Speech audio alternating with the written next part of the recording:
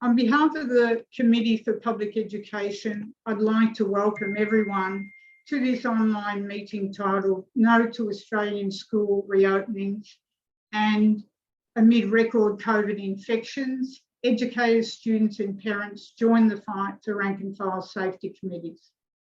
My name is Sue Phillips and I'm the National Convener of the Committee for Public Education. I'm a teacher and a member of the Socialist Equality Party. It's now just a week before schools here in Australia are set to reopen after a 6-week summer holiday break. The reopenings demanded by Prime Minister Morrison, Premiers Dominic Perrottet and Daniel Andrews and other state governments on behalf of the financial elite are proceeding as they continually stress that schools will be opening no matter what. They say schools will be the first to open and the last to close in 2022. Now, this is under conditions where the majority of the population are aware that a disaster is waiting to happen in the schools, under conditions of mass Omicron infections and a health system at breaking point. In the next several weeks, tens of thousands of educators and hundreds and thousands of students are to be herded into overcrowded and poorly ventilated classrooms with only around 3/4 of 12 to 16-year-olds double vaccinated, and with a tiny number of 5 to 11-year-olds having received one vaccination if they're lucky. Teacher opposition, increasing anxiety and genuine concern of parents and students is being met, as it has for the last 2 years, with a barrage of government lies and misinformation. We continue to be told that schools are safe, that the best place for your child is in school, and Omicron is supposedly mild. Walking in lockstep with this agenda are the teacher unions, the Australian Education Union, the New South Wales Teachers Federation, and the Independent Education Union, all thoroughly complicit and fully on board in this criminal project. Last week, according to a national survey by a parent advocacy group, The Parenthood, 2/3 of parents believe it is unsafe for children to return to classrooms when the country is in the middle of an Omicron outbreak. The reopening of schools is the implementation of a let-it-rip policy, of consciously infecting the population, the youngest and the most vulnerable, now the homicidal program of virtually every government across the globe. Educators internationally are regarded as little more than babysitters whose lives are expendable and easily replaced if necessary. Now, either by parents, student teachers, or in the case of the United States, now where police, the cops, are coming into the classrooms to replace teachers in Oklahoma and in New Mexico, the National Guard. Anyone who is qualified or unqualified is available to come into schools as long as the schools remain open. Governments and the ruling elite everywhere are dispensing with even a pretense of seeking to protect the health and lives of ordinary people. What dominates in every sphere is capitalist profit, the demands of the financial elite over lives. The sharpest expression of that agenda and the shift underway is here in Australia. Once seen as an exception, where public health measures were previously implemented to successfully suppress transmission, but now since adopted the Live with the Virus program. While infections and deaths were relatively small compared with other countries in the world, they have now grown at an exponential rate. Every health and mitigation measure are being eliminated.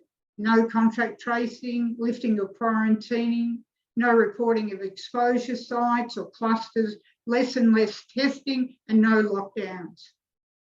As we entered the third year of the pandemic, far from infections and deaths declining here and worldwide, the opposite is the case. Every day, 3 million people are now officially infected with the virus each day worldwide. Last week, the World Socialist website reported that 1 million children in the US are being infected every week, with 6 children dying each day. In Australia, in the first 2 years of the pandemic, up until December the 15th, there were just 235,000 total infections. In 5.5 weeks since, there have been 1.9 million cases in a population of 25 million. Any talk from Biden or Morrison that the worst of COVID is over is yet another lie. In fact, the pandemic has entered a new and deadly stage. Previously, we were told vaccinations were the magic bullet and a few mitigations was the answer, and this would allow schools to open and keep workers on the job. All such claims were based on the suppression of scientific knowledge and truth, alongside the rejection of any international strategy to eliminate the virus. In the World Socialist website's New Year's statement, posted on January the 3rd, authored by David North and Joe Kishore, they reference Charles Dickens' famous Tale of Two Cities, describing the years before the French Revolution as the, quote, best of times and the worst of times. This, as they noted, applies so aptly to the present reality. The best of crimes for the capitalist class, the pandemic billionaires who have enriched themselves to unheard and historic levels, and the worst of times for the overwhelming mass of society who are dying at increasing numbers, being thrown into ever deeper poverty.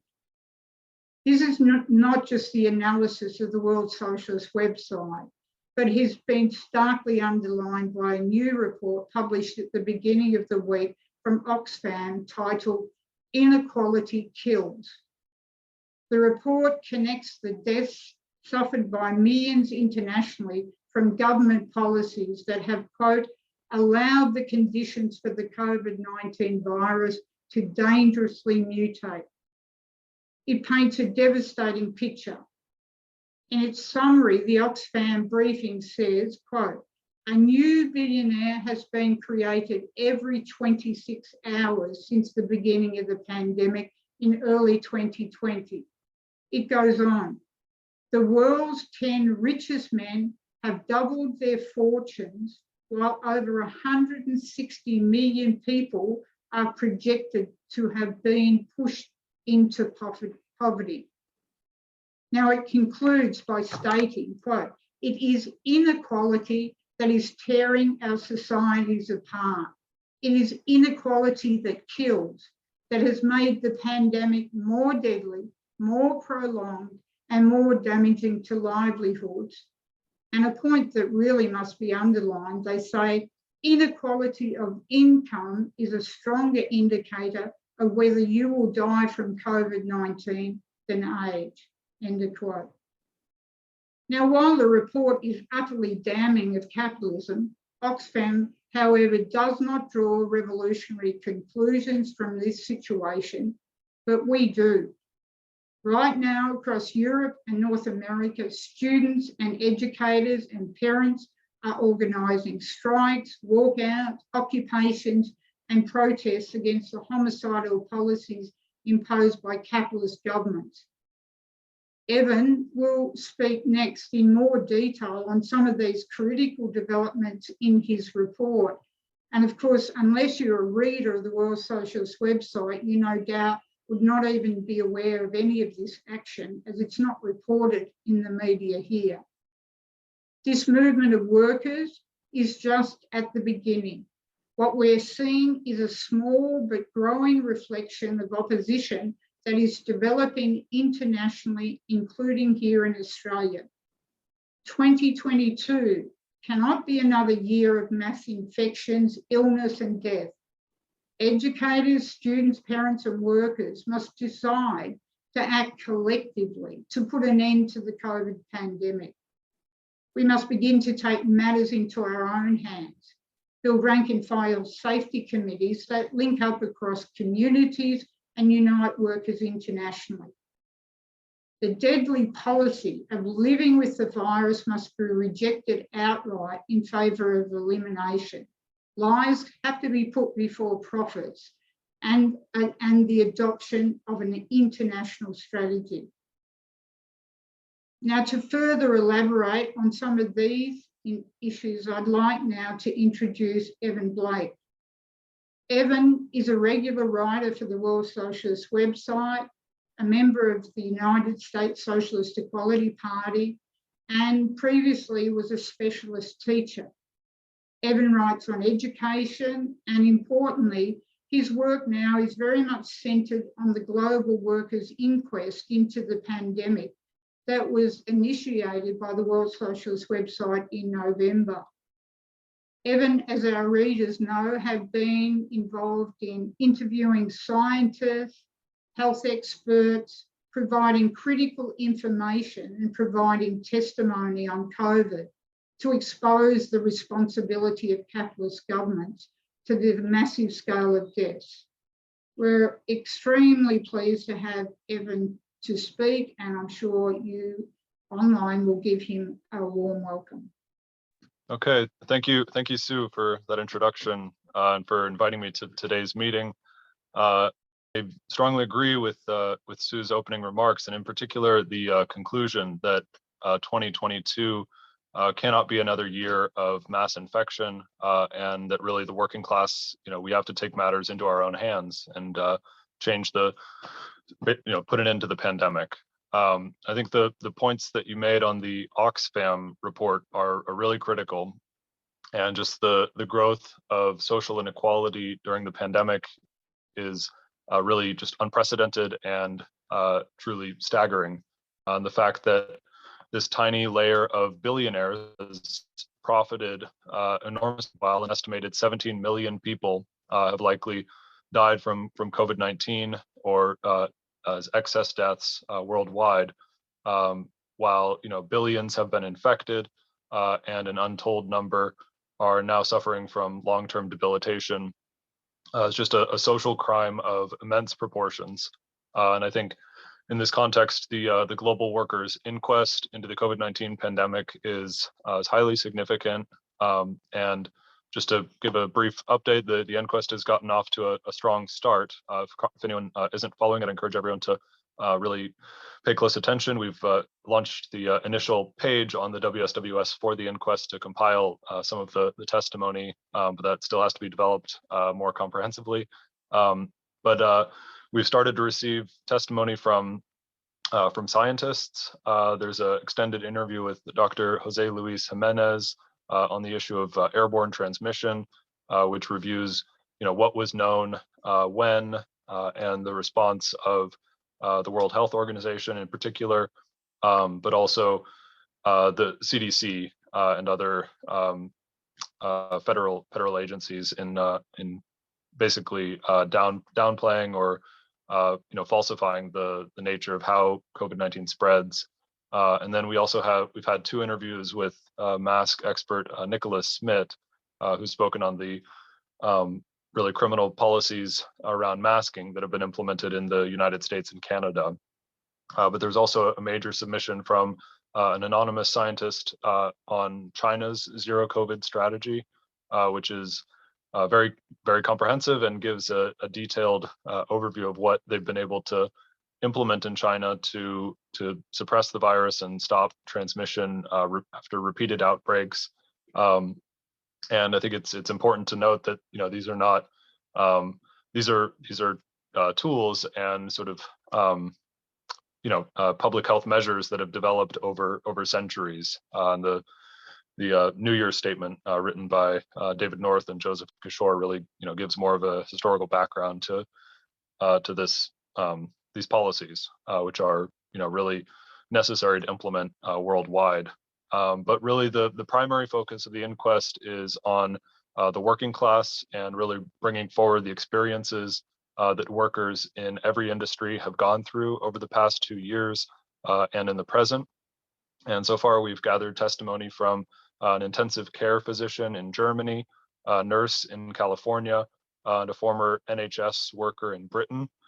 Just yesterday, we published a very important interview with an auto worker here in Michigan, which I'd encourage everyone to watch. It's on the WSWS today. And he speaks very movingly about the experiences that he and his family have gone through. Really highlights the situation in the auto plants, in the prisons, and in the schools, each of which have been centers of mass outbreaks of viral transmission throughout the pandemic. So I just wanted to begin with that and really encourage everyone here to participate in the inquest. If you haven't already, to speak on your experiences, and also really to document what's happening at your schools, at your workplaces in the present, given as Sue outlined, the fact that Australia is just really openly and very graphically pursuing this herd immunity strategy. I think is very significant and has to be documented. They're going to do they'll do everything they can to cover this up and allow those responsible to get off scot-free. And so we have to the working class has to really hold those responsible accountable and really document what's happening. So I think just the shift that's taken place globally during the Omicron surge has been horrific. Sue referred to this, but the open adoption of the herd immunity strategy by governments that were previously pursuing either elimination or a mitigationist approach, sort of this where they had this pretense of implementing limited public health measures and sort of claiming that they were fighting to stop the pandemic. That's just been completely blown apart by Omicron. Here in the US, the Biden administration immediately made clear in late November, within days of the new variant being identified, that they would do nothing to stop the transmission. And I just checked, according to Worldometers, 21.7 million Americans have officially been infected with COVID-19 since December 1st, 2021. And there's a tremendous lack of testing, indicating that this is really, a significant undercount. That also includes over 3 million children. I believe that's the total number of children, or it's over at least over 2 million during that time. And in the recent weeks, hospitalizations have begun to surge, and they're now at record levels and continuing to rise throughout much of the country, including more than the level of child hospitalizations is now more than double the previous record that was set during the surge of the Delta variant in August and September last year. And just yesterday, news broke that there were over 3,800 deaths from COVID-19, which is the highest figure since January 2021, before the vaccines were rolled out. So it's just a really monumental catastrophe, which is deepening each day. And the ruling elites, the politicians, and the corporate media are doing everything they can to cover it up, to pretend that Omicron is milder, that it's not producing severe disease, that if you're vaccinated, if you've had 2 shots, you'll be fine. You should get your booster. But just saying that, essentially, covering up the really monumental catastrophe that is continuing to unfold. And on the WSWS, we're trying to break through that, to expose the cover up, expose the lies. We're the only outlet that has reported on the fact that the Department of Health and Human Services in the U.S. sent out they updated their guidelines for hospitals And essentially, starting on February 2nd, they will no longer require hospitals to report how many deaths took place the previous day. And this is in tandem with basically the cover-up of all key figures that hospitals normally report on a daily basis to the federal government, including how many hospital beds are available, how much PPE they have in their supply, and other critical figures that have to be tracked every day. And this is coming precisely when deaths are starting to surge. So this, as I said, on the WSWS, we're fighting to expose this. And this week, we published an interview with a clinical psychologist who works at a school in New Jersey, which was one of the first states to be hit during the Omicron surge.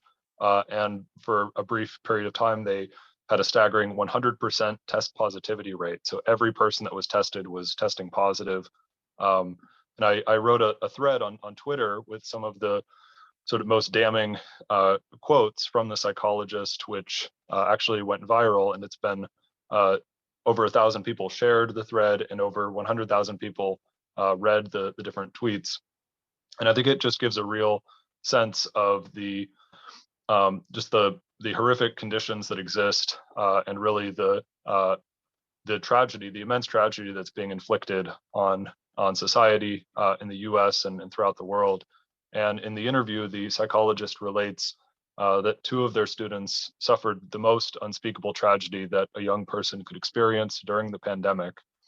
They said, quote, "We came back from break on January 3rd.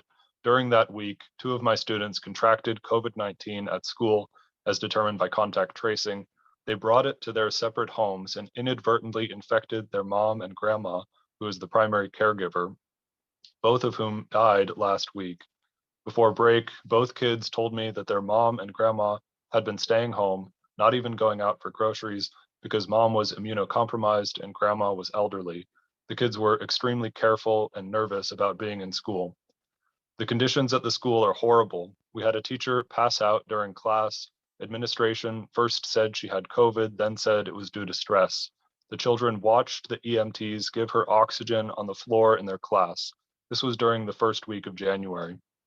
End quote. Then in the interview, the psychologist goes on to really describe the immense trauma that this experience causes on students. And they noted, quote, "Children who lose their caregivers, specifically those who inadvertently infected them, are likely to experience survivor's guilt, which is a symptom of post-traumatic stress disorder, PTSD. Research shows that children who experience survivor's guilt can live with feelings of shame and disentitlement to life, which can lead to depression, anxiety, and difficulties with relationships." End quote. So it's just, this type of tragedy is, now happening on a regular basis across the U.S. Internationally, due to the pandemic policies that are being implemented by the ruling elites. And it's just, just a massive social crime that's being perpetrated. And there's a study done recently which found that just in the U.S., over 167,000 children have lost either a parent or a primary caregiver due to COVID-19. And over the summer, there was a study done on that figure globally, which found that as of June, I believe it was late June, over 1.5 million children had lost a parent or caregiver to COVID. And at this point, that figure has likely surpassed 2 million. And it's continuing each day. And so I think, really this reality is in the US, it's completely covered up. Sue mentioned that you wouldn't know about this in Australia, but you wouldn't know about this in the US unless you're reading the WSWS or in a situation like this, which millions of people are. And in a major press conference on Wednesday, US President Joe Biden made no reference to this horrific reality, and he refused to even acknowledge the over 446,000 Americans who have died from COVID-19 in the year since he was inaugurated. And instead, he painted this delusional portrait of contemporary America, saying, quote, "We are in a better place than we've been and have been thus far, clearly better than a year ago," end quote. And when he was asked by a reporter about the growing opposition of educators and students to in-person learning across the US, Biden sought to downplay the growth of opposition, saying, quote, "Very few schools are closing. Over 95% are still open." He then declared emphatically, quote, "We're not going back. We're not going back to lockdowns. We're not going back to closing schools. Schools should stay open," end quote. And then he, bluntly expressed the social interests which are determining these policies: the opposition to lockdowns, the opposition to closing schools, switching to remote learning. He said, "Look, I'm a capitalist." And then later he said, "I'm not a socialist," just making very clear, which class he represents, his hostility to the working class. And the reason that Biden was so emphatic against lockdowns is because the ruling class and its politicians are terrified of the growing opposition among workers and youth to their murderous policies. Throughout the US, there's been a wave of struggles that have unfolded since the start of the new year in particular. Just this week, there were student strikes in Oakland, California, St. Paul, Minnesota, Montgomery County, Maryland, Denver, Colorado, Round Rock, Texas, Park City, Utah, Northwestern University near Chicago, Illinois, and more. And in the past 2 weeks, there have been other significant demonstrations by students in New York City, Chicago, Boston, Seattle, and other major cities across the country. So I just wanted to briefly show a couple videos from the strikes in Chicago and Oakland, which I think gives some indication of the radicalization that's taking place among youth and educators. Our main objective is to demand safer schools. We were told to return to schools on January the 12th. What was that, Wednesday? With no safer conditions. Conditions existing the same as before. We all deserve to be safe, just as well as the executives who made these decisions, who are safe. We have to go to a public space while the people who decided on this decision can be safely and work remotely from home, which is tyrannical, hypocritical, and just unfair. These billions of dollars corporation who pay their workers pennies and make billions of bucks. Is there anything you would want to say to workers across the world that are going to see the protest today and hear you speak?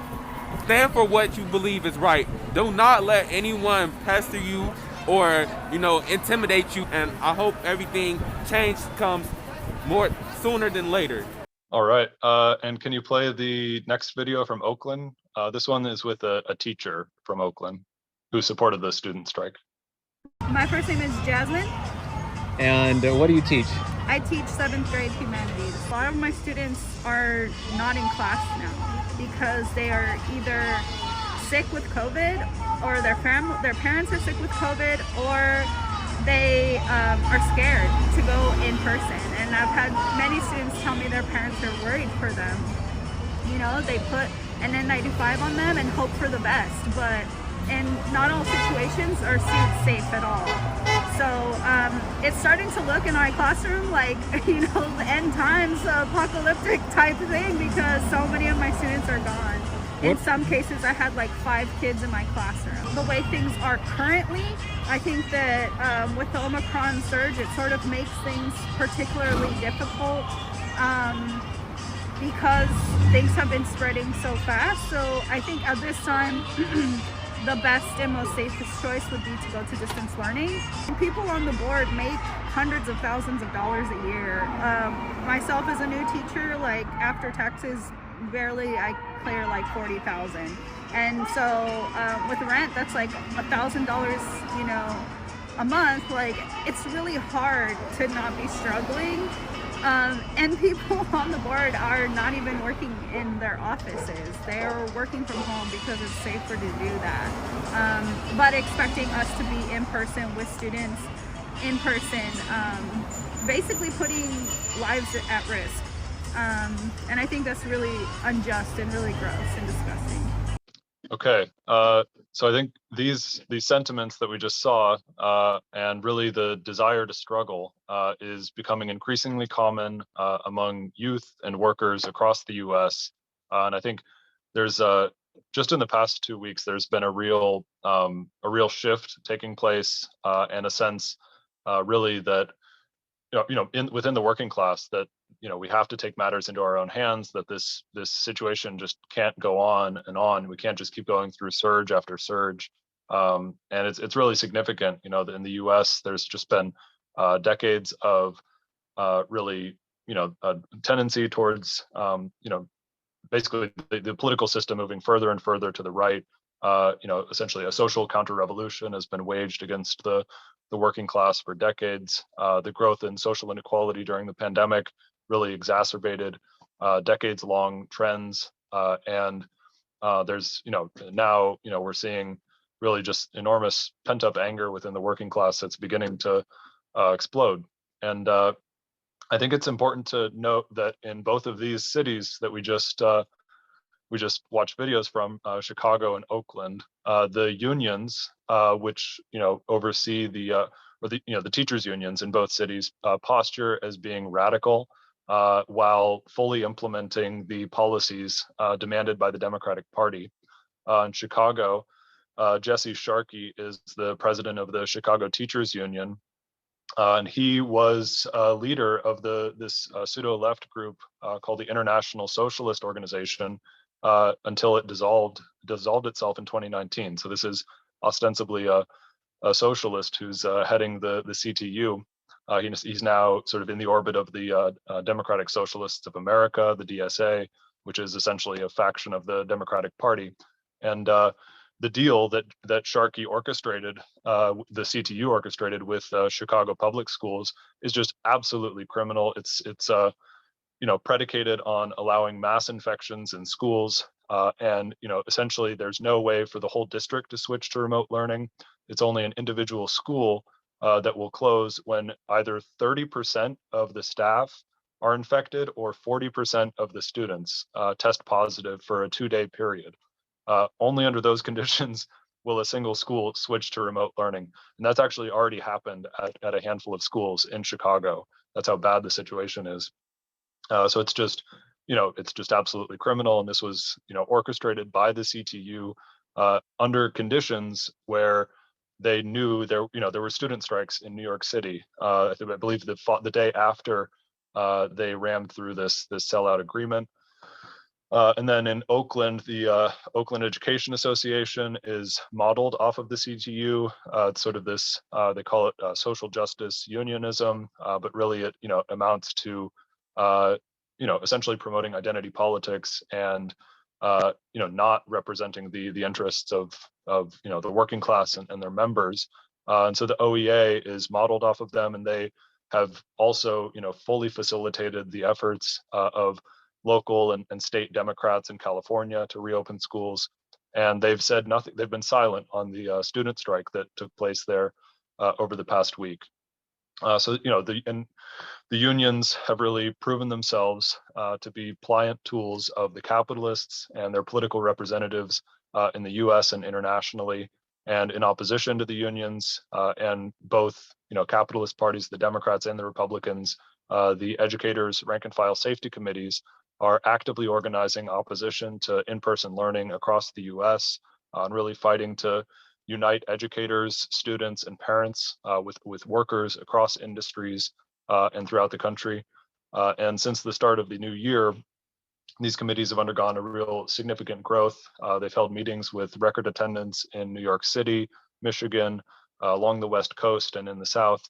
More and more educators and students are getting involved in fighting to build them.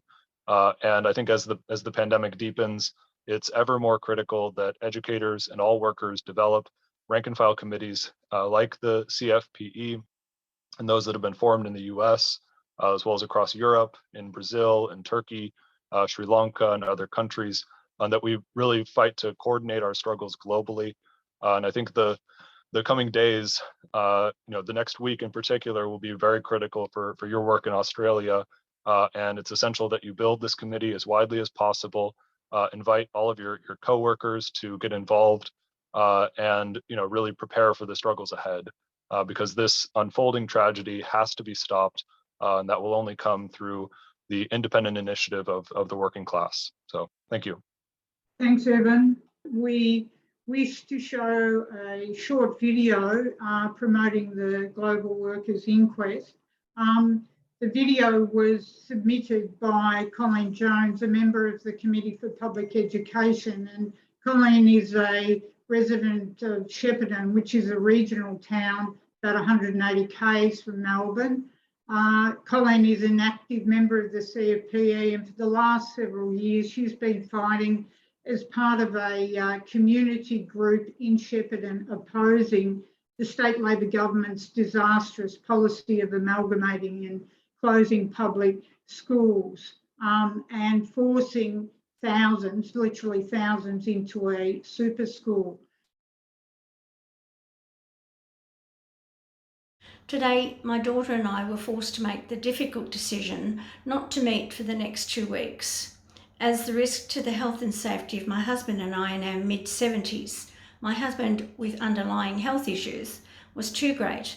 It dawned on my daughter and I that once the children are forced to return to school, we will be so compromised with this deliberate, murderous, let-it-rip policy of the Australian government and all capitalist political parties to make the virus endemic in our society, we should probably never meet again. I don't want to cut myself off from my family and friends because our government is negligent in its handling of community health and well-being. I don't want to forever consider my home a place of confinement and the only place I feel safe. Like so many elderly people in the community, that is what my life has now been reduced to, because unlike capitalist governments, I have listened to the science and I am not negligent in the care of my own existence and the protection of others. When according to scientists, vaccination alone is not sufficient, and a 2 to 3 month worldwide shutdown would see this aerosol transmitted virus eradicated. You only have to look to China, with only 2 deaths this year, and Western Australia to see that the scientists are right. The short length of time to eradicate the virus in a worldwide combined effort with support for workers would not destroy any country's economy. We have already shut down for longer. Abrogating government responsibility for an aerosol spread virus, accepting millions of deaths, and deliberately ignoring sound scientific advice that will save lives is arrogant, criminal, and unacceptable. I applaud the inquest commenced by the Socialist Equality Party seeking the truth about what can only be described as corporate murder. This is not freedom. This is hell on earth. So thank you for that, Michael and Colleen. I mean, obviously we are encouraging, workers, teachers and so on to, speak about their experiences and participate and follow the inquest as Evan has outlined. Our next speaker is Patrick O'Connor. Patrick is a public school teacher in Melbourne and a writer for the World Socialist website. He writes on a range of subjects, particularly education, and has written on a number of historical pieces on education. And Patrick is a member of the Socialist Equality Party. Patrick is going to speak in more detail about the situation in Australia and the policy of the Committee for Public Education to oppose school reopenings and the critical fight now for the development of rank and file safety committees. So we give you a warm welcome. Thanks very much, Sue.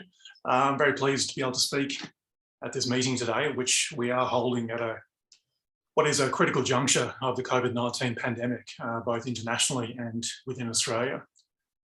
We posted an important perspective yesterday on the World Socialist website, which noted that the shift in the world situation finds one of its sharpest expressions in those countries that previously implemented public health measures to successfully suppress transmission, but that have since adopted the so-called Live with the Virus program. And Australia, as far as I understand the global data, is the country within which there has been the sharpest shift in the shortest period of time. Now, rather than seek to go through all the statistics, I just want to show this video, which is from the Our World in Data website, which collates COVID information. This provides a running tally of a 7-day average of the daily COVID cases. So beginning in March. So you can see now this is the first wave of infections from people arriving from China and internationally, suppressed by lockdown measures, including school closures. We see near 0 cases for months. In July 2020, we had the Melbourne second wave. Cases reached about 600 cases, again, come straight down due to lockdown measures, including school closures.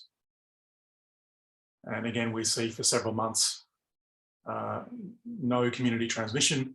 The small number of cases you can see there are primarily from quarantined incoming international travellers. We now move into 2021.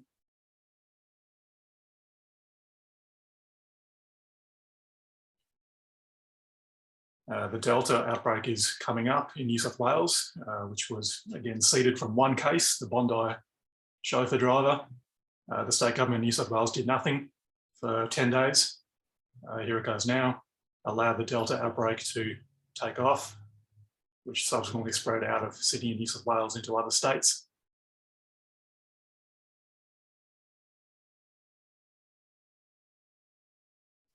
And we're approaching December and the emergence of Omicron.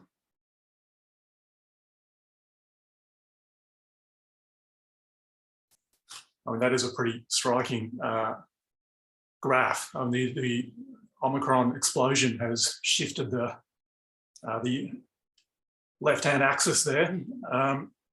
You can see that the Omicron outbreak has dwarfed the previous first and second waves of infections. And this has coincided with the school summer holiday.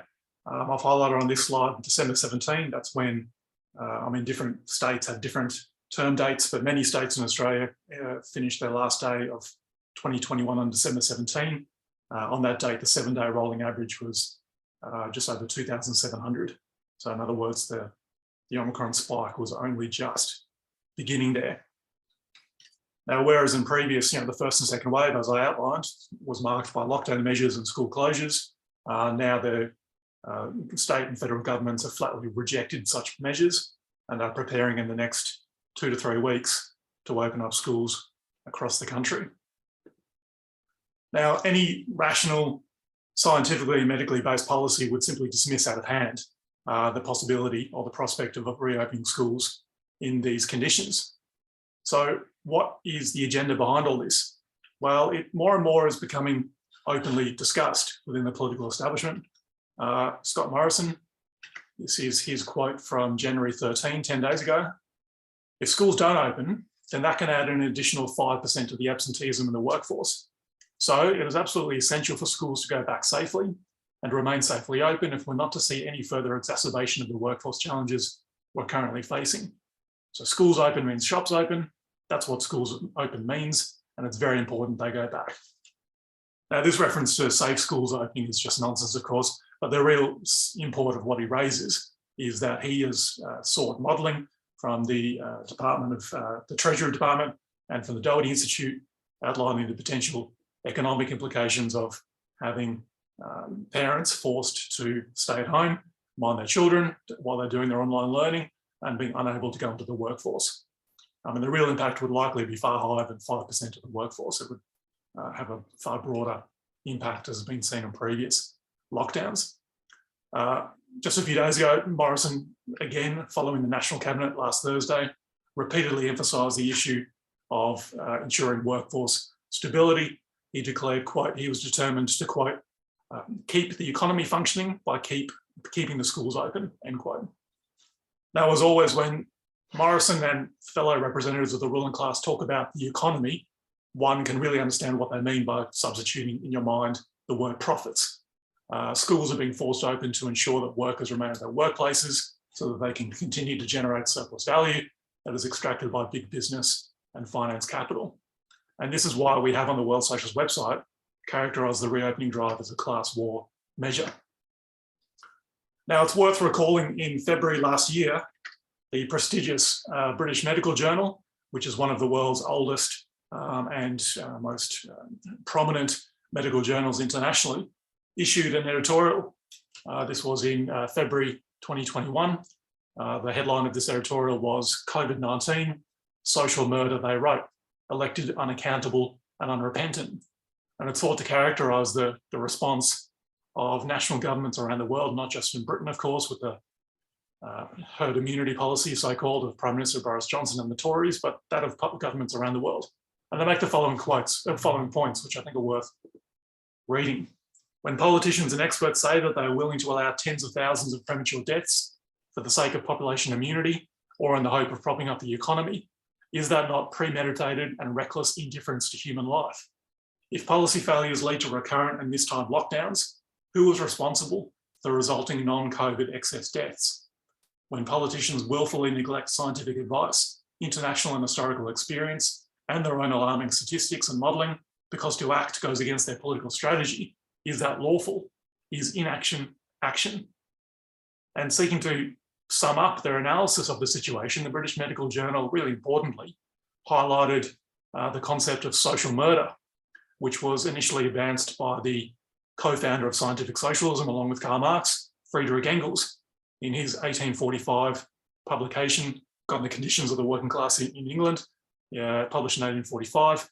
And he made the following point: when society places hundreds of proletarians in such a position that they inevitably meet a too early and unnatural death, one which is quite as much a death by violence as that by the sword or bullet, when it deprives thousands of the necessities of life, places them under conditions in which they cannot live, forces them through the strong arm of the law to remain in such conditions until that death ensues, which is the inevitable consequence, knows that these thousands of victims must perish, and yet permits these conditions to remain, its deed is murder, just as surely as the deed of the single individual. Disguised malicious murder, murder against which none can defend himself, which does not seem what it is, because no man sees the murderer, because the death of the victim seems a natural one, since the offence is more one of omission than of commission.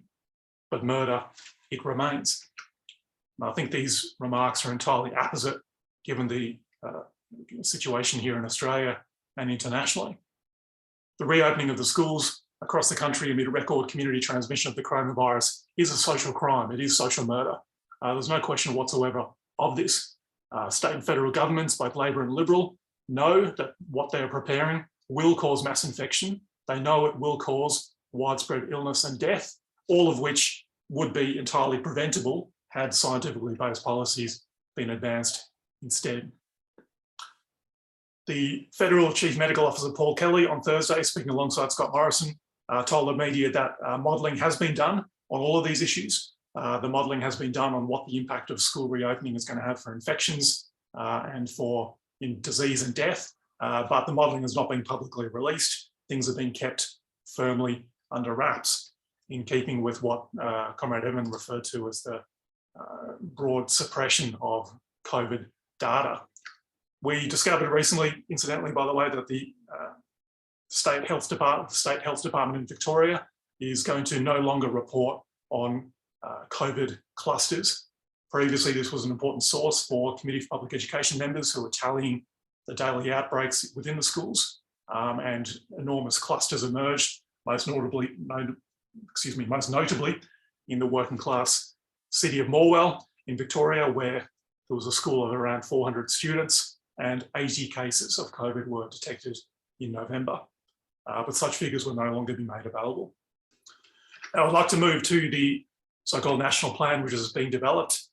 This is a moving target. Not all state governments have released their plans. While we have been holding this meeting, I believe that the Victorian government has, and the Premier, Daniel Andrews, has been holding a press conference issuing further information. Likewise, New South Wales Premier Dominic Perrottet is going to release all the details later today. But the broad outlines are essentially clear. Essentially, every state government around the country is proceeding with the school reopening. There's minor delays in Queensland, 2 weeks, minor delays for some year levels in South Australia, but otherwise it's full steam ahead. This is in conditions where a significant minority of 12 to 15-year-olds remain unvaccinated, approximately a quarter. For 5 to 11-year-olds, the situation is even worse. This age group only became eligible to be vaccinated on January 10, that is less than 2 weeks ago. And about 1 in 4 within this age group have so far received a single jab, and not a single person, not a single child aged 5 to 11 years old will have received the necessary double dose by the time that the school gates are flung open. Now, the so-called plans issued by the state governments all include the failure to implement even basic mitigation measures. Few classrooms will be equipped with air filtration systems. In Victoria, for example, the state government announced to great media fanfare last year that it had ordered 51,000 HEPA air filtration systems. Only 41,000 of these have been delivered. But even if they had the full order in place, there would not be one air filtration system for each classroom. What they aimed for is so-called high traffic areas such as staff rooms and sick bays. But the essential problem of herding between 20 to 30 plus students within a single room with a teacher and teacher aides, I mean, that issue remains unaddressed. Many classrooms, especially those in overcrowded working class public schools, lack any proper ventilation whatsoever. Now, of course, this is, again, a class issue. Elite private schools will have made their own arrangements, including remote learning options. Several of the wealthier schools have previously funded their own vaccination medical staffing. They've turned their grounds into their own vax hubs to allow students, their students, priority access, while other families were having their vaccine bookings cancelled due to supply shortages. Now, with all these national plans, it is important to note that the devil very much is in the detail. I've highlighted on the left-hand side of this slide the press release by the Premier of Tasmania from 3 days ago. And this is full of fanfare about different so-called COVID safe measures, mitigation measures, and so on. But you'll see in the passage that I've highlighted, I'll just read it. Students in schools, early learning centres and childcare settings will not be defined as close contacts unless there are 5 or more cases in a single classroom within a 7-day period.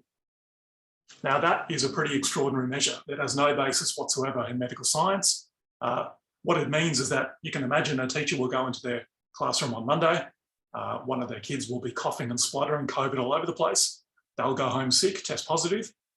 Everyone else will have to come back in on Tuesday because that's not sufficient to warrant classification as a close contact. 1 or 2 more students might get sick on Tuesday. That doesn't matter. Everyone's due back in on Wednesday.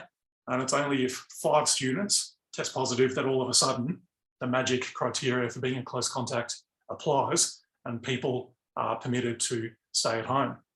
Now, the close contact quarantine period is just 7 days across the country. With this duration, again, has nothing to do with medical and epidemiological science, but by business workforce priorities.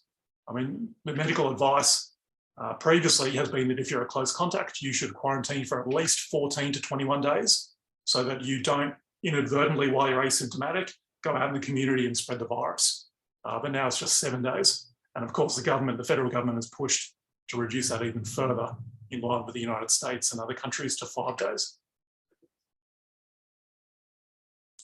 Now, according to Channel 9 News, authorities anticipate that up to 20% of teachers will be off sick with COVID at any given time in this coming term. In other words, the anticipation, the plan is that every teacher, every school worker will be infected. Now, state governments are dragooning a reserve teaching workforce to cover the anticipated casualties. In New South Wales, and I believe this is being announced today in Victoria as well, they're calling up final year university students, also retired principals, and also Department of Education bureaucrats have been warned that they might be asked to step into the classroom. Now, all these measures are entirely reckless. Final year university students are not properly qualified to teach. Retired teachers and principals are, for the most part, elderly, therefore in a high risk category and should not be asked to step into COVID infested classrooms. The one final issue I'd like to raise is with regard to mitigation measures in classrooms is the issue of rapid antigen tests. This has been given a lot of airplay, according to the initial reports in both New South Wales and Victoria. They are planning to have students and teachers given access to sufficient rapid antigen tests so they can test themselves twice a week. This is not going to be mandatory, but this is presented as an alternative, as an option that families and educators will have. Now, these rapid antigen tests are very unreliable. It's interesting to note that in South Australia, the Premier last week advised that he had received medical advice that this was not a good way to go forward with the schools. He said, quote, "It is going to give a lot of false negatives, which in many ways is going to give people a false sense of security that they don't have the disease," end quote. Now, it's precisely to provide this false sense of security that the rapid tests are being promoted, both by federal and state governments and by the Australian Education Union. Morrison last Thursday was asked why he was promoting rapid antigen tests. The federal government is going to go 50-50 on the cost of this with state governments. And he said there were, quote, "other policy purposes behind that measure." And the Chief Medical Officer spelled it out when he said, well, the purpose was to, quote, "give confidence to get kids back into the classroom and teachers back into the school," end quote. Now, what's been prepared has been accompanied by a necessary and inevitable propaganda barrage within the media. The slide, the image on the left is from an article we posted on the World Socialist website last week, responding to an open letter that was issued by, I think it was 35 medical scientists, child psychologists, and so-called community leaders, the most prominent of which were Catherine Bennett, this right-wing pro-government epidemiologist from New South Wales, as well as Nick Coatsworth, the former Chief Medical Officer, and Patrick McGorry, who's a child professor of child psychiatry.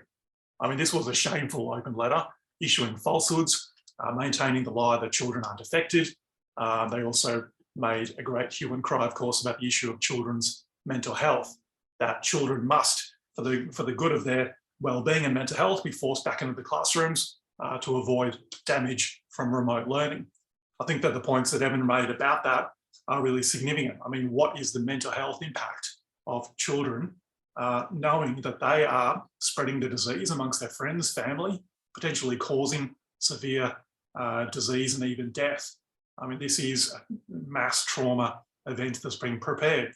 And it's entirely below this argument that children's mental health needs to be protected by putting them back in the schools amidst the pandemic is in fact belied by the medical evidence.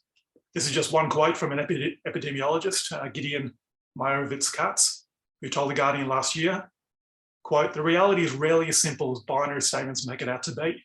What we found was that lockdowns may harm mental health to an extent, but they are not associated with any increase in suicide, and they also prevent COVID-19 epidemics, which definitely cause mental health harms as well," end quote.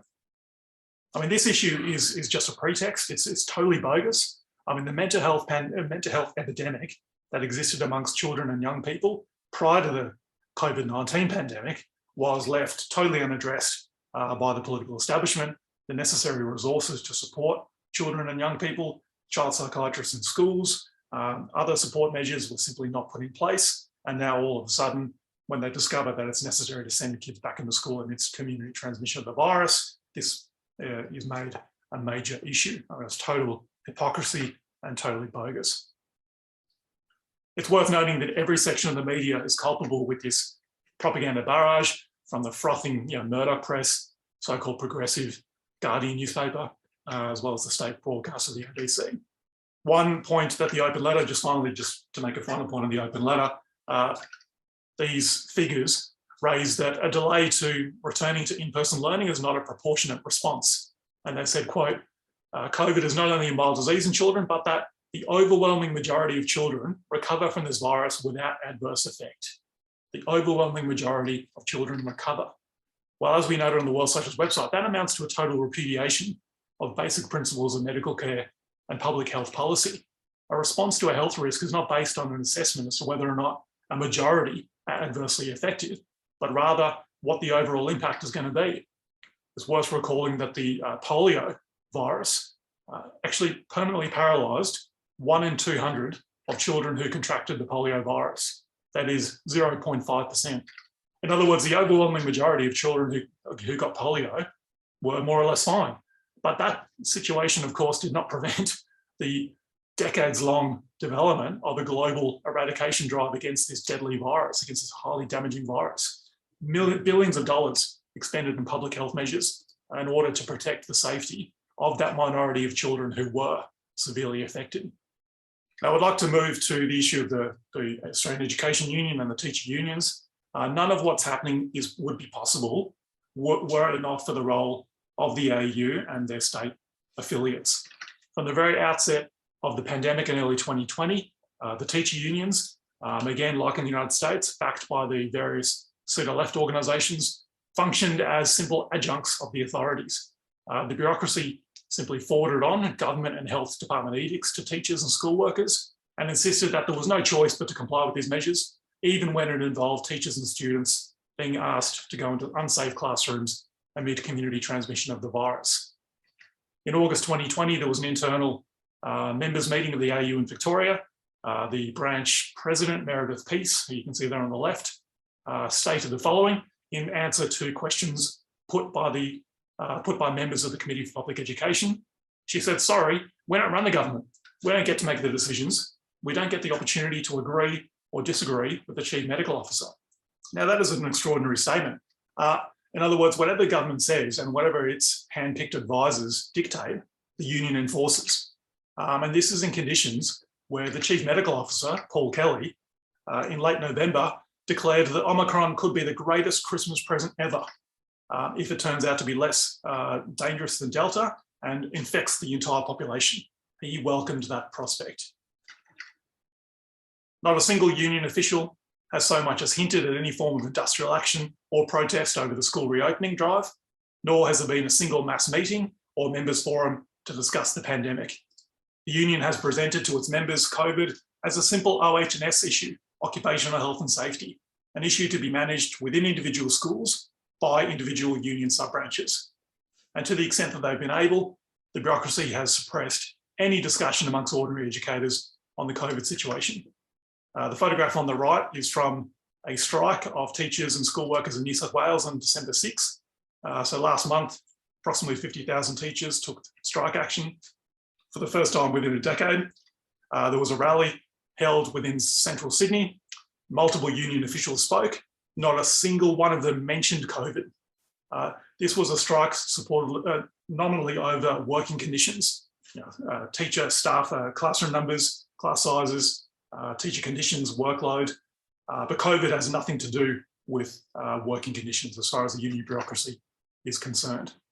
Likewise, in Victoria, the union has threatened to take strike action this term over an unresolved industrial agreement, but again, no mention of making any connection with the COVID crisis.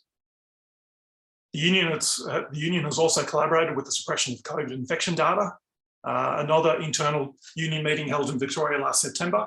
Again, members of the Committee for Public Education challenged the bureaucracy, asked them why they were not reporting on the figures that they had about clusters of infections within the schools. And one official said that it would be, quote, a waste of union resources, end quote, to track and issue that data. At another regional meeting in the working class suburb of Broadmeadows in Melbourne, one union official accused a member of the CFPE of so-called disorderly conduct, threatened to eject them from the meeting merely for raising the question as to what the union's position was on the reopening of schools amid community transmission. The situation, the position of the union has not altered one iota, as that spike, that exponential increase in Omicron infections has gone up. The union's position has maintained the exact same position. On January 8th, just to give some sample of their public statements, Federal AU President Corinna Haythorpe warned the government that there may be a situation emerge that if large numbers of teachers and students get infected and there's not sufficient backup staff, then maybe schools, some schools may need to close their doors for a short period of time. She said, quote, if you can't provide supervision and duty of care, governments will have to consider how particular schools pivot to remote learning, end quote. In other words, wait and see. And if there's mass infection, well, okay, then maybe one or two individual schools or a handful of schools, as the case may be forced to temporarily close their doors while teachers and students recover from their virus, well, hopefully recover at home. Now, it's important to note that these positions of the union officials don't emerge purely and simply through cowardice and incompetence, although of course both of these are certainly not in short supply within the bureaucracy, but rather the union bureaucracy has very definite material interests. We see not just in Australia, but in the United States, in every country, in every section of industry, the same phenomenon. The union aligned with the state and with big business against the interests of their members, against the interests of the working class. The union bureaucracy is tied to finance capital and the stock market through their control of superannuation funds, and the upper echelons of the bureaucracy comprise an immensely privileged upper middle class stratum. The personal incomes of these bureaucrats place them very comfortably within the top 1% of society. The AEU federal president, who I referred to before, Corinna Haythorpe, she receives every year $275,000 in salary and benefits. Outgoing New South Wales Teachers Federation Secretary John Dixon, $320,000 a year. And that situation can be multiplied across, across the country. There is, in other words, a divergent interest between that of the union bureaucracy and that of ordinary teachers, school workers, students and parents. And there is mounting opposition. Sue referred to the opposition amongst parents. This survey, which was conducted by a parent advocacy group, showed that 2/3 of parents don't feel that it's safe for their children to return to school. On the right-hand side of that slide is a Twitter post by Kristen Angela, who's a high school teacher, public high school teacher in New South Wales.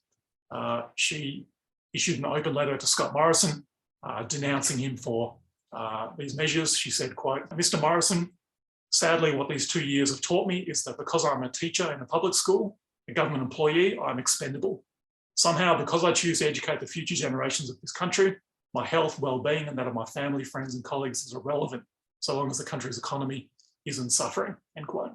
Just to conclude, I think the perspective that's been advanced by the Committee for Public Education and the Socialist Equality Party is more urgent and relevant than it ever has been. We alone have advanced a scientifically based response to the pandemic, defending the health and safety of teachers, school staff, students, and their families. We've issued multiple statements over the course of the pandemic. Most recently, you'll see the one on the left there. And we've included the following demands. Just to briefly skim over them, we've called for an end to any demand for teachers and students to return to schools where there's community transmission. We've called for full income support for all workers affected by the cessation of non-essential production and the closure of schools. Provision of full funding and resources for high quality remote learning. We've called for nurses and medical professionals to be allocated to every school, vaccinations made available to every student and school worker. We've demanded workloads be reduced, including through lowered face-to-face teaching hours, whether that be online or in person. Teachers should not be expected to do both online learning and in-class teaching, adding to unbearable workloads. We've called for an end to victimisation of teachers who are speaking out against this situation, and an end to all gag measures seeking to shut them up while this agenda proceeds. And finally, we've called for ongoing and accessible information to be provided of COVID-19 outbreaks in every school, and an end to the censorship of the situation. Now, these and other demands are not directed towards pressuring the Labor and Liberal parties. They're not issued in the form of appeals to the trade union bureaucracies. I think it's important to emphasise that point. We are seeking to independently mobilise the working class through the formation of rank and file safety committees, uniting teachers, school staff, parents and students within every school community. That will take forward the fight for these measures, take forward the fight for online teaching and learning as part of the broader agenda of implementing an emergency response aimed at eliminating the dangerous COVID-19 pandemic. We are urging these rank and file committees to turn out to other sections of the working class confronting similar issues: health workers, those in warehouses and factories, hospitality and retail workers, transport workers, including train and bus drivers, who themselves are going to be directly endangered by the increase in movement that the school reopening will bring if it's allowed to proceed. In every school, workplace and office, workers should organise and elect trusted and respected representatives to advance their interests. The rank and file committees are democratic organisations. Unlike the unions, who stifle and suppress discussion. The committees should utilise all available tools, including social media, to reach out to workers throughout the education and childcare and in other sectors, coordinating their activities, sharing information, developing the widest public discussion, and planning unified action, including strikes and other forms of industrial action. And this, of course, is to be taken forward on an international basis. The pandemic is a global one, and it requires a global response. And that's why the work of the CFPE and the fight for rank and file committees in the schools here is intimately connected and is an integral part of the struggle for the International Workers' Alliance of Rank and File Committees that's being advanced by the World Socialist website. Just finally, this all needs to be connected to a socialist political perspective. The global pandemic has exposed the failure of the capitalist system, as well as the irreconcilable conflict between the extraordinarily rich ruling class and the overwhelming mass of the world's population. An elimination strategy is feasible. The resources exist to implement this. But as Sue raised, what's the worst of times for us is the best of times for the billionaires. And this requires a program of expropriation, a massive reallocation of social wealth, the bringing of the banks, the major corporations under public ownership, and the democratic control of the working class. This remains the only viable perspective, both to end the pandemic and to ensure a properly resourced, freely accessible, and high-quality public education for every child and young person. It requires a political perspective, advanced in opposition to the entire establishment, based on the fight for a workers' government committed to socialist policies. This is the program advanced by the CFPE and the Socialist Equality Party, and we encourage everyone here to give this the most serious consideration, and above all, to make the decision to join our ranks and help take this fight forward. Thank you very much. Thanks, Patrick, for that really comprehensive report. What we would like to do now is open up, in particular, firstly, for any questions. There are questions that have gone up in the chat, which I'll refer to, but we really encourage people to ask questions, particularly of Evan, because a lot of the material that he discussed, unless you are a reader of the World Socialist website, you wouldn't be aware of. So please, if you would like to pop in a question in the chat, do so. And after that, we'll have some time for people to share some of their experiences.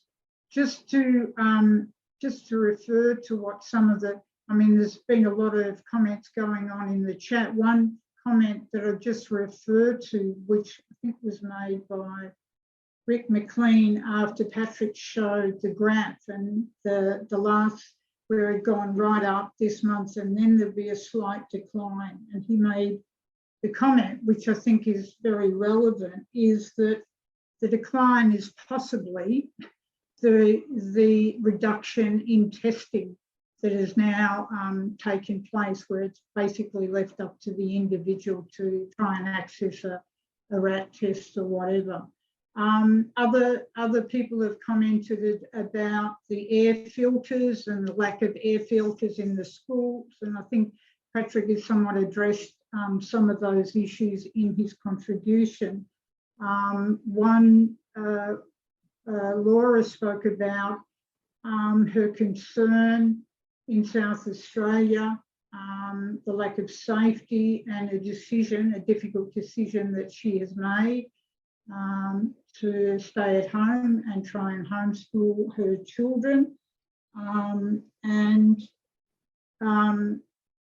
So I'll just return to some of the questions that Patrick or Evan may like to address. The first one did come in particular from, there was questions about New South Wales getting air filters. Then there was a question from Laura, and this I think was directed for Evan. Are the majority of those kids vaccinated? She's talking about in the US, I think. We've been told in Australia that vaccination is the be-all and end-all, but if the schools in Chicago and Oakland are so bad whilst being vaccinated, maybe vaccination isn't providing as much protection. And then she says, for your information, I'm pro-vax and 2 of my kids have already had their first dose. I'm just trying to gauge what I should be aiming for. Maybe that, Evan, are you able to address that issue? Yeah, I can speak on that a bit. So the rates of vaccination vary sort of pretty widely across the US. But the last I checked was, I think, roughly a quarter of children in Chicago are fully vaccinated. I don't have the figures for Oakland. But it is a problem here. It's actually the age group with the lowest rate of vaccination are children. Only 19% of 5 to 11-year-olds are fully vaccinated in the US, and 54% of 12 to 17-year-olds are fully vaccinated. Despite for 12 to 17-year-olds, I believe the vaccine was approved in May, and they're sort of available pretty early. Then for 5 to 11-year-olds, I believe it was in October that was approved. So it's been pretty slow in terms of the rate at which parents have vaccinated their children. And there's, I think, a number of factors behind it. There were, a number of adverse reactions that children had during the testing of the vaccines, and that was, very sort of widely reported on in the media. And, I think that had an impact. There's also just, a huge lack of trust in the American government for many reasons. And, people sort of, there's I think more of a reluctance to get their kids vaccinated than themselves. But overall vaccination rates in the US are lower than other, advanced countries. But then there's also just been sort of this unrelenting, propaganda that COVID is not damaging to children, and that's come from the highest levels, beginning with the Trump administration, but then under Biden as well. There's actually a town hall event hosted by CNN in February 2021, where Joe Biden had an exchange with a second grader, and he told her, quote, You're not likely to be able to be exposed to something and spread it to mommy or daddy. Kids don't get COVID very often. It's unusual for that to happen. Then he added, you're in the safest group of people in the whole world. So this was the president, basically lying to a second grader on national television, and it just went totally unchallenged. The WSWS is the only outlet that exposed this. And so, there's just this propaganda campaign. So I think, yeah, there's a number of factors, but I guess just in response to the second part of the question, I'd stress really what Patrick was concluding with. I think is really critical, that the vaccines are really vital. One of the most, if not the most important tool that we have at our disposal to really to save lives, to slow down transmission, but really. The major lesson, the major takeaway from the past year is that the vaccine-only approach does not work, and it's, that we have to fight for elimination. What Patrick outlined, there has to be the temporary closure of all schools, non-essential workplaces, full income protection, social supports, funding for remote learning, and then combine that with mass testing, contact tracing, quarantine of exposed people, safe isolation of infected people, and then really critically, for all essential workplaces, those workers have to be, provided with N95 or better masks and high quality ventilation. And really only through such a comprehensive strategy implemented on a world scale can we actually end the pandemic. And I think, it's critical to understand that this, despite the highly infectious character of Omicron, this is still possible, and it still has to be the goal that we fight for. But it's only gonna happen through the independent initiative of the working class. The ruling elites in every country are, where they haven't, outside of China, Taiwan, sort of a handful of smaller countries, basically throughout the world, they've adopted. They're adamantly opposed to this for the reasons that we've outlined. So I think it's that's sort of the critical takeaway, is that workers have to take matters into their own hands. We have to, force lockdowns, organize a mass movement. This will only develop, through rank and file committees, through the building of a socialist movement. So I guess I'd stress that. Thanks, Evan. Patrick, did you want to add anything to that, or go on to a couple of other questions? Yeah, there are other good questions coming in. Yeah, there's quite a lot of questions about the unions, which has been addressed in some of the contributions, but I guess we could add to, let me see, question from Liz. So what does the AU do? Another, what's the point of the union? From Rob. Another from Pietro, is it useless to raise the building of committees, rank and file committees at union meetings? What do we do as Australian teachers? What's our first step? Is there a plan for a strike? Just before maybe we address some of that, I mean, a lot of it has been addressed, but Evan might like to add to the discussion on the unions. I just want to just briefly point to, while comrades think about answering the questions, point to comrades and friends, our Merring Books publications. We're a publisher, Merring Books, and a distributor of socialist books and pamphlets, and our titles cover a whole range of subjects, from history and philosophy to culture and contemporary politics. And now that we have a Merring Books here in Australia, it's very, workers here in Australia and New Zealand and in the region now have access to Marxist literature. I just wanted to point to, comrades and friends after the meeting can have a look at our website, but one of the ones I just wanted to point to, which I think is particularly important in relationship to education and schools and just generally, is a publication, the 1619 Project. In 2019, the New York Times launched the 1619 Project, which was mobilising vast editorial and financial resources to really rewrite history and portray racial conflict in the United States as a central driving force.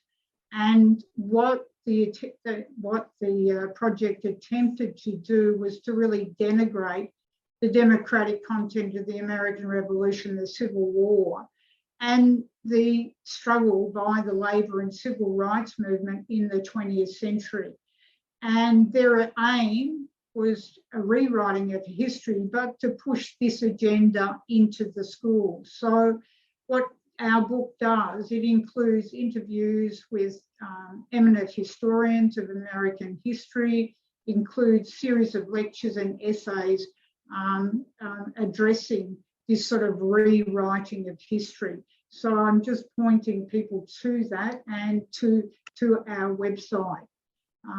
There's really important material there to add to your library in the future.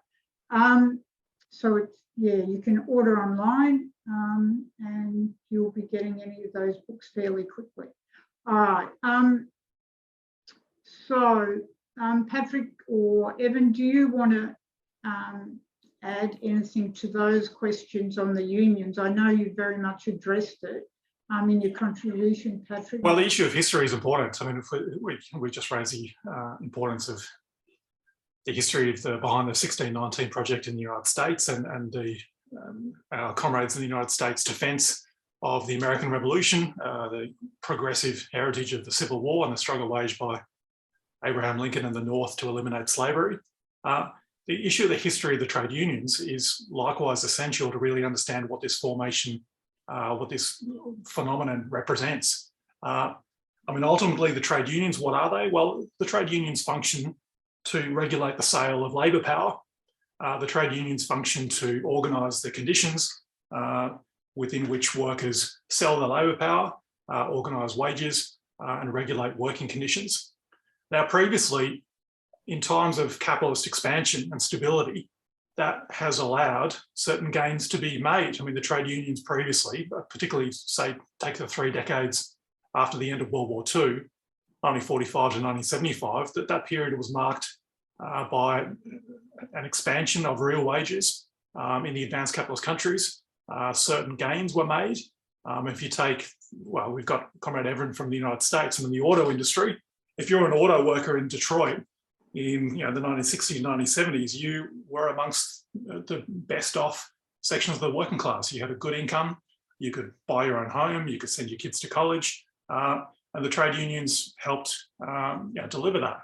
Under, must be emphasised, enormous pressure from below. I mean, these were very militant struggles of rank and file workers that were waged. But then there was a shift. And again, we've written on this. It's complex to sum up in a short contribution, but just very succinctly, the emergence of globalised production, the ability from particularly the late 1970s and 1980s onwards, the ability of the capitalist class to organise production, not simply within a given nation state, but internationally, sourcing different components from around the world, disaggregating production so that assembly lines and factories collaborated internationally. Capital became increasingly mobile, and that allowed the capitalist class to wield greater power than before. There was it's been called a race to the bottom. Finance capital issues demands. We're not going to invest in your country unless you give us lower wages, tear up workplace protections, get rid of environmental protections. If you do all that, then we'll invest in your country. And conversely, if you don't drive down real wages, if you don't eliminate working protections for workers, then we will, shift this plant from the United States, Australia, to China, Mexico, Thailand, whatever the case may be. And that shift then left the trade unions unable, and unwilling and unable, of course, to defend the interests of the working class, because these are national organisations. The trade unions are fundamentally, organically nationalist organisations. So they had no answer to the emergence of globalisation, which does require an internationally unified movement of the working class to defend their interests. And so the response of the union bureaucracy was, with the emergence of globalisation, to offer their services rather than seek to make minor, at times not so minor, increases to wages, improvements to working conditions. They did the opposite. The trade union bureaucracy offered their services to the corporations and to the state. They offered to drive down wages, drive down conditions, eliminate jobs, police the so-called orderly closure of factories and plants in order to protect their own interests. And that's what happened. I mean, there's talk about the Rust Belt across the United States, as in much of Australia. The trade unions are responsible for that. And so this shift has affected not just those trade unions directly in sort of industry like auto, but all the unions. There's been an evolution over the past few decades where the trade union bureaucracy's interests are more and more directly tied, as I said, to the state and to the corporations. And that is the explanation behind their role, not just within the education sector, but more broadly. And so that's why we call for a break from these organisations. We are not advancing that if you elect us to the head of the trade unions, we will be able to advance progressive change. And that is not objectively feasible. That is not a realistic perspective. We insist that workers need to form new organisations. They need to first and foremost build a new party, that is the Socialist Equality Party. And then secondly, within their workplaces, build rank and file committees. There was a question raised as to whether or not we've advanced that demand within trade union meetings. Yes, we have, and we do. Our comrades are members of the Australian Education Union. Most teachers still belong to this union, still have certain illusions in the union. We're not dismissive of those conceptions. And if this is where teachers are, this is where we are. And so we fight within the union for our perspective against the union bureaucracy and for the formation of rank and file committees.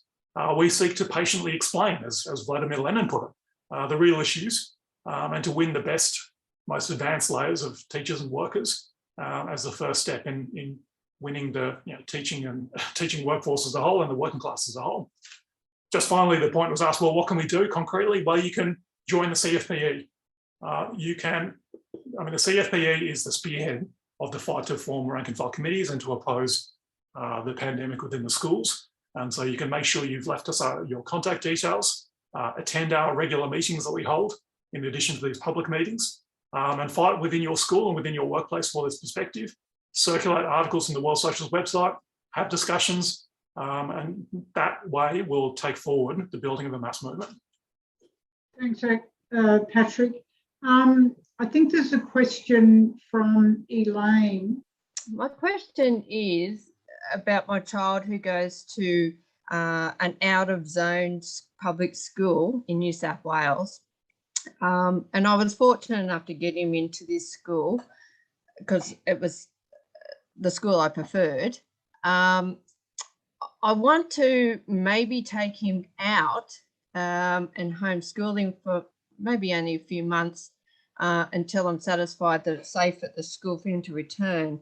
But my concern is that if I remove him from the school, even temporarily, because he's an out-of-zone student, does the school have any obligation to accept his enrolment when he does return? Or can they just say, no, we're not accepting his enrolment because he's out of zone, he's missed his opportunity to be here, and you now have to go to the local school that you're in, or choose a private school?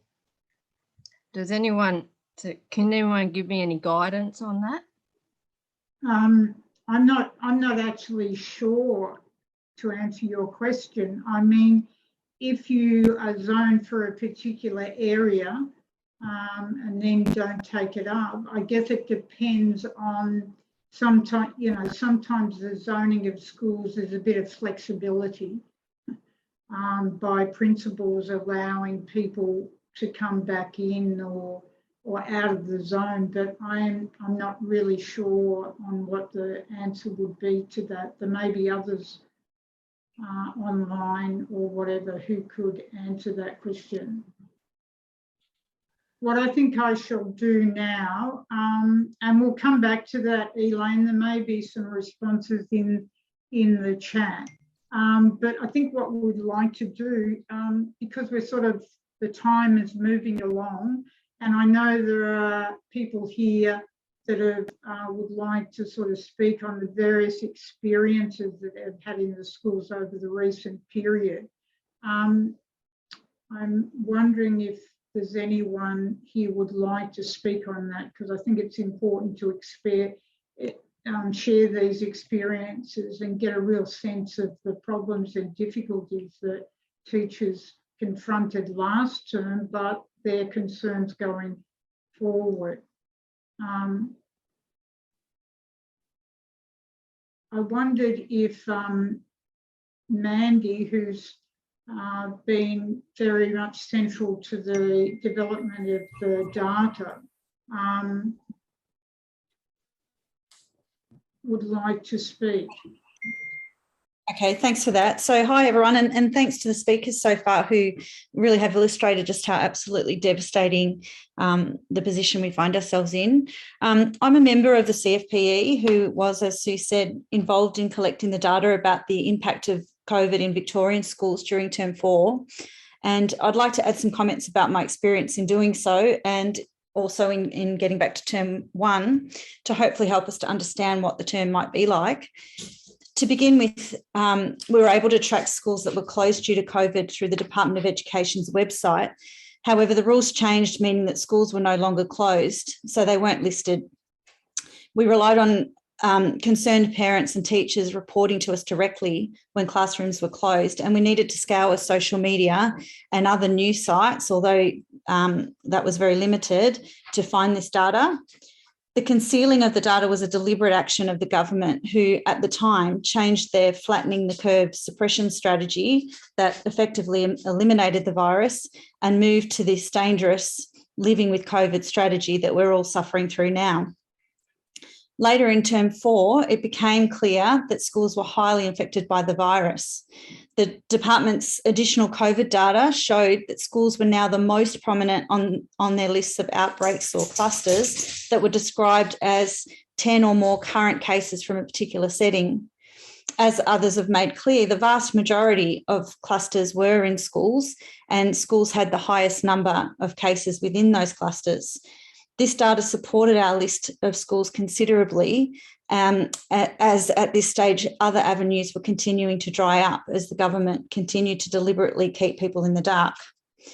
CFPE members collected similar data in New South Wales and had similar issues with data being concealed.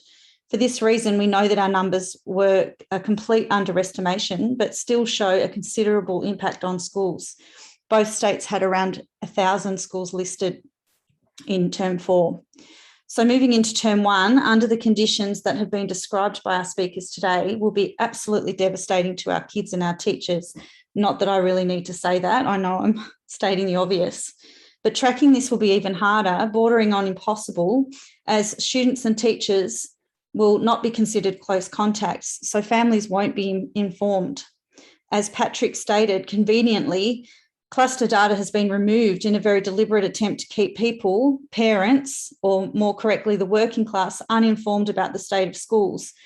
So on that, I'd like to encourage people here today to report to the CFPE any COVID cases in schools that you become aware of, and encourage your contacts, both personal and on social media, to do the same. And as Evan has said, to tell our stories, as I'll attempt to do in a minute, so that we can continue to build a picture of what's really going on in schools and continue to educate others with important information, as the CFPE, the Socialist Equality Party, and the World Socialist website has done second to none throughout the entire pandemic.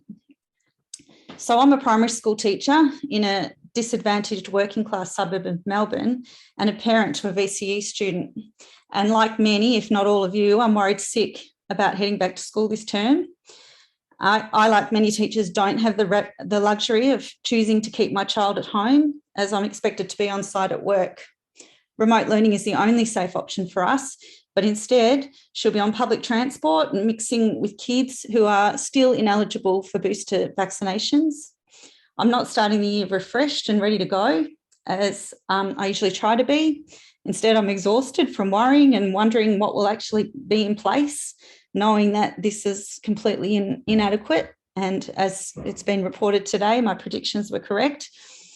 Term 4 was really hard. I taught maskless, unvaccinated foundation students in a sometimes hot, sometimes cold, very windy classroom, as keeping my windows open was the only mitigation in my control.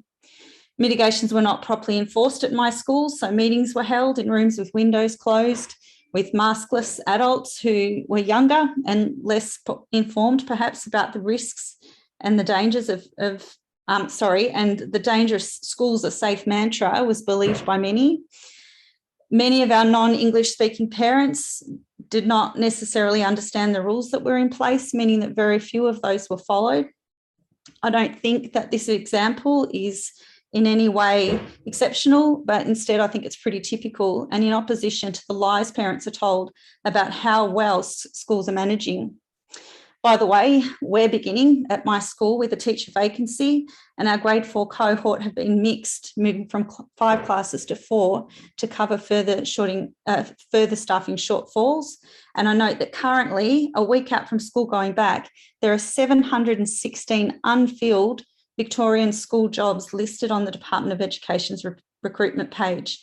I believe that New South Wales are in an even worse position. Now, with 10 times the cases in the community, less mitigations and students not fully vaccinated, I know this term will potentially be even worse. I note that private schools were able to provide online learning in term 4, which was not an option for our public schools.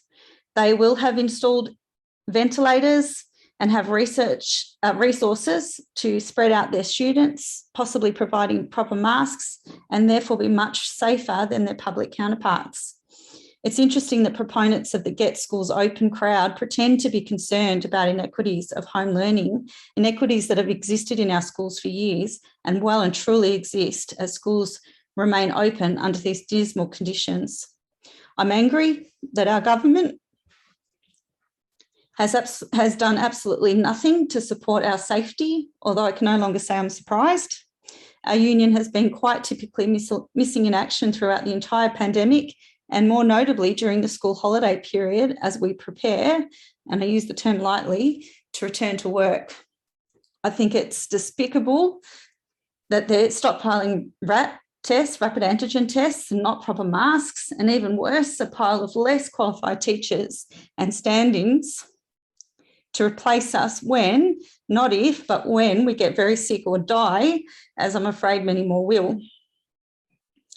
This, as Mr. Morrison has the gall to announce that Australia is doing better than most countries because our economy is strong, when clearly it's only working well for the financial elite, and worse again that he takes credit for our relatively low death numbers that are climbing rapidly now, and that were only sustained by doing the exact opposite to what we're doing now and what he has pushed from the beginning.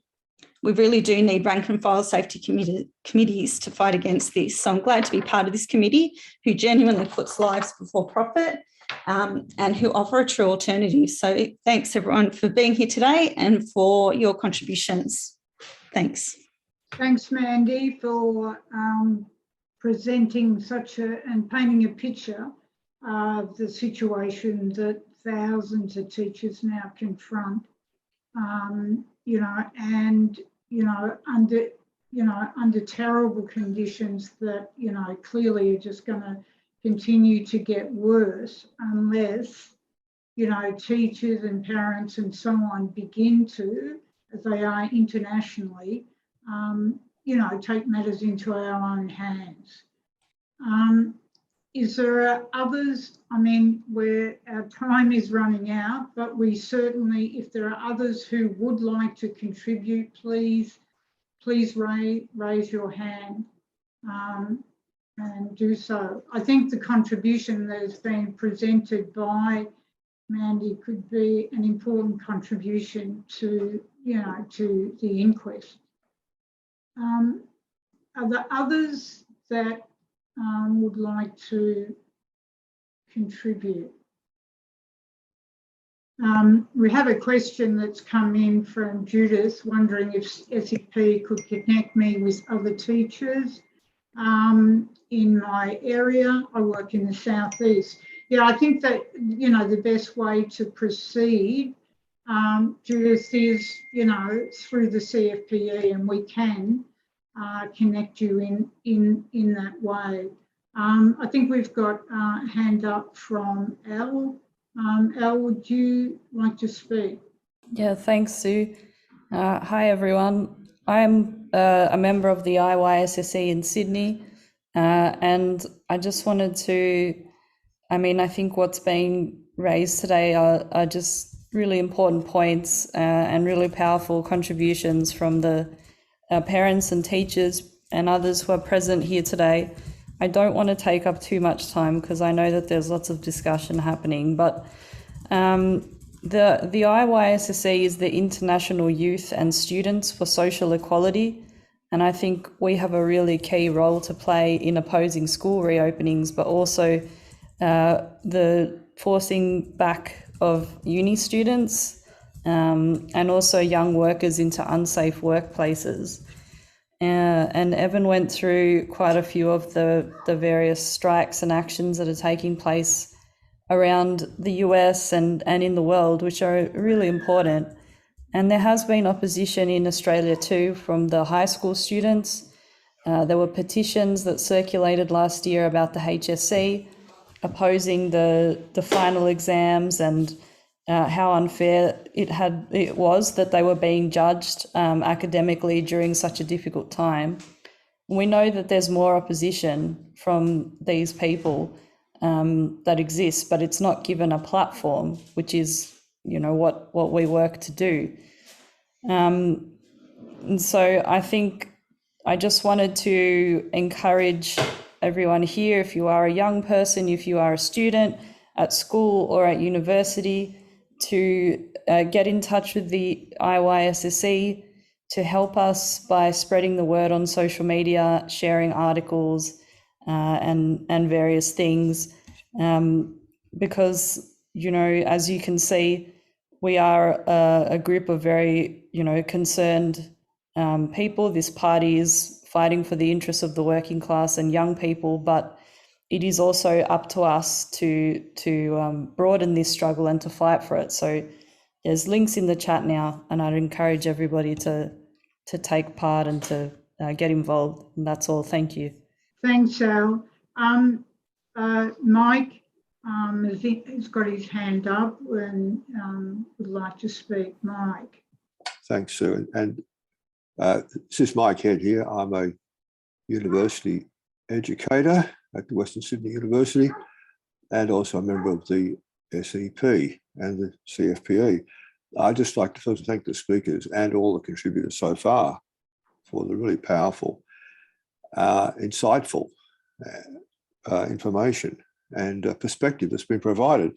And I think, as speakers have made clear, and Elle's also underscored this just now, what is facing teachers and parents is, of course, at the spearhead of what's facing the working class as a whole. I think this is important. You know, students, parents and teachers are being put on the front line of an offensive by the ruling class and its political servants, which the purpose is to force workers back into, in every workplace, into unsafe and onerous conditions. You know, I think Evan wrote a perspective the other day on the World Socialist website making this point.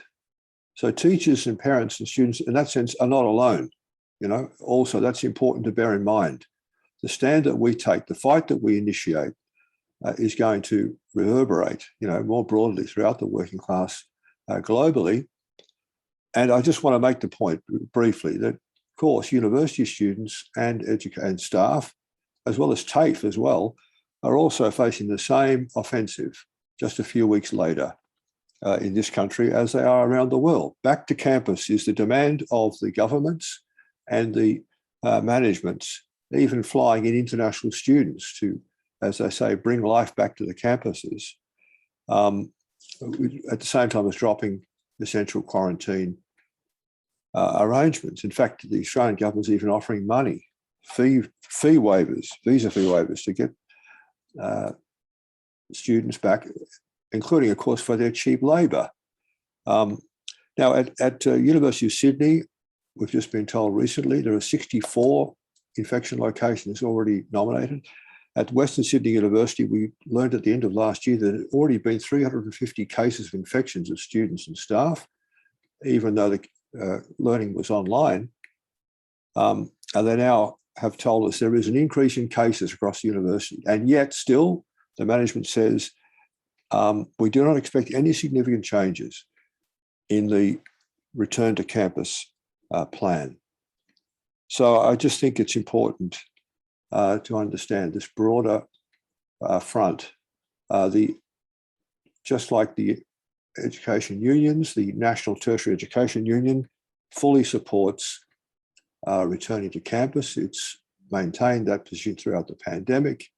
It has not, in fact, it's gone completely silent now since December the 21st, even as these preparations are being brought forward. So I just wanted to emphasise or encourage people to read the SEP issued an open letter to workers in Australia, as our sections have done around the world. These are available on the World Socialist website. I think that will be very important reading. We say workers must take control. The working class has to take charge of this situation. That means rank and file committees internationally. And it means, you know, the need for an alternative perspective.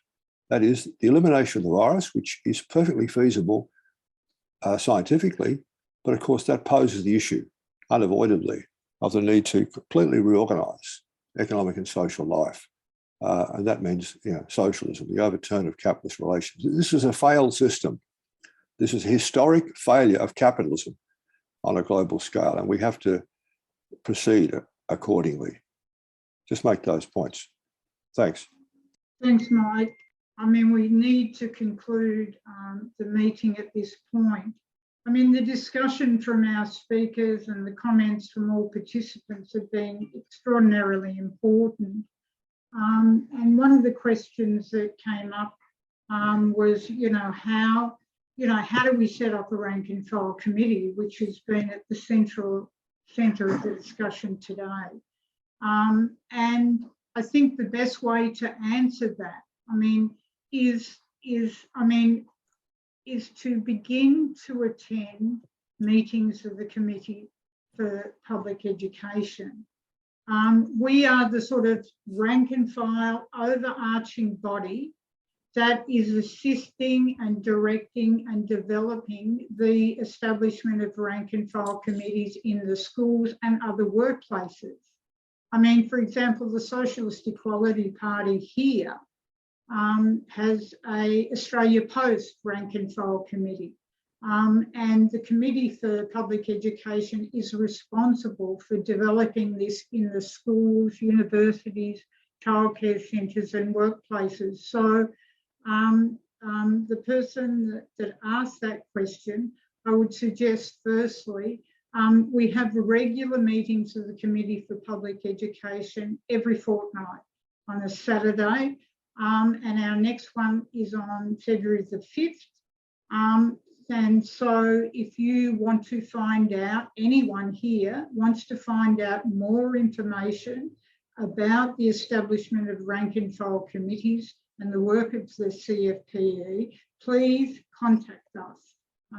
We have Ella's put up how you can contact us via our email, Facebook and so on. It's absolutely critical. As the main speakers have stressed, this is the urgent question of the day.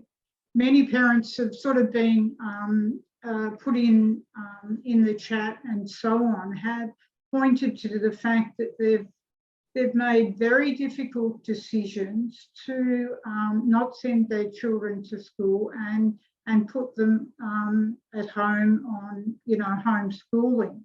And one comrade noted that is not always, not every family is able to do that. The situation where parents as individuals have to make these decisions is a product of the fact that organisations like the AU, the Labor Party and so on, are in lockstep with the reopening of the schools. And it's the unions that are sort of demobilising, stifling, suppressing, attempting any such action. So the Committee for Public Education is a body to bring together parents, students, staff, other workers in order to take forward this fight. So that's in response to the question about rank and file committees. And of course, earlier in May last year, we called for, on the World Socialist website, the establishment of an international alliance of rank and file committees. So the rank and file committees that are established here have connections to other rank and file committees around the world. Finally, there's two other things that I would raise in concluding. Firstly, we would like to appeal to all those here to support us financially. The work of the World Socialist website over the last 2 years on reporting on the pandemic, providing an analysis and so on, has been absolutely critical. And in the last 2 years, the WSWS has posted more than 4,000 articles on this issue. But our work, of course, is not limited to just reporting on the situation. We actually, through the rank and file committees and so on, laying the basis for the working class to come forward and to end the pandemic. And I think over the last 2 years, we've had 2 webinars bringing forward the most principled scientists to explain how the pandemic could end. And of course, we are now absolutely in a situation where we have to not only maintain the work of the World Socialist website and the SCP, but expand that work, expand it to other countries and internationally where workers are coming forward, opposing what is taking place. So we're asking you, and people have already started to pop into the chat, donations. We thank you absolutely for that, for these donations. It can be a one-off donation, but it could also be a monthly donation. If you're in Australia, you can donate to the SCP, and the address is up on the website. But if you're outside of Australia, it's important for you to donate to the World Socialist website from our international viewers. But finally, and most importantly, we're calling on everyone here that has listened and is agreeing with the analysis that we have put forward, is that you become active in this struggle. Workers, teachers, students can no longer sit back and hope that someone else is going to come forward to oppose what is taking place. It's pretty clear from the analysis today and the experiences of the working class over the last 30 years that the unions are not going to do that. They can't be pressured to change course. These organisations are there to defend the employers and the government and the corporations. So we're calling on everyone to consider our analysis, become active in the Committee for Public Education, and above all else, consider joining the Socialist Equality Party. What is required above all is the development of an international political leadership, a socialist leadership in the working class. And up on the screen now is our statement of principles, which outlines the fundamental principles of our party. We encourage people to get a copy of that, read it. If you agree, apply to join.